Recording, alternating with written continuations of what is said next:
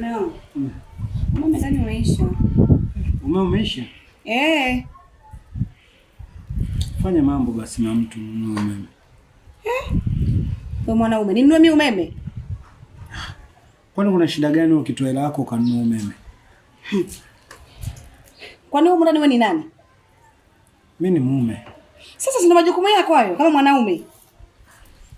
Sasa Sophie, ndio majukumu yangu, lakini wewe mwenyewe unajua mimi niko na miezi miwili sasa hivi niko bench.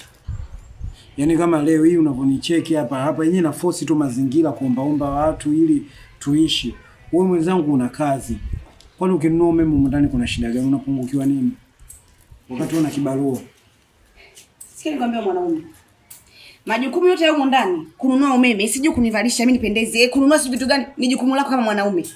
Mimi hapa sinunui umeme na sitoi langu mimi kununua umeme. Yaani inabidi ufanye kazi yako kama mwanaume. Niona nayo wa nini sasa?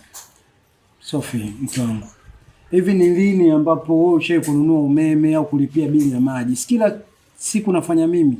Leo hii nimekwambia wewe mwenyewe unajua mimi sijapata kazi na miezi miwili. Umeona? Nakwambia tu nunua umeme hapo. Wewe kuna yaani unapungukiwa nini wewe ukajitoa kwa ajili ya hapa? Chakula hutaki kununua, kila kitu yaani unaniacha na mawazo na aso na unajua kazi zenyewe zimekwama. Unaona kama unanichekesha kwanza. Si nakwambia nimekwambia sinunui umeme wala sifanyi chochote huko ndani. Tutalala giza. Sophie, mke wangu. Yaani uko lazi tulale kiza huko ndani. Kwa sababu tu hutaki kutoa hela yako kununua umeme ninunue mimi mume wako na nimekwambia mimi hali yangu sio nzuri. Sio kazi yangu kutoa hela umeme wala kulipia maji wala kununua chakula. Sio kazi yangu, kazi ya mwanaume. Wewe mwanaume unakaje ndani una hela?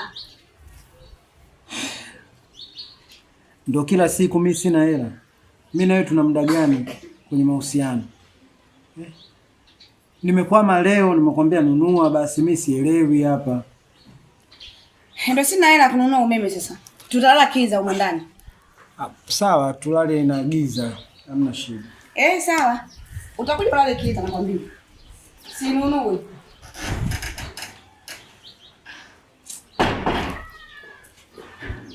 Si wanaume sisi tunapitia mambo mengi sana magumu.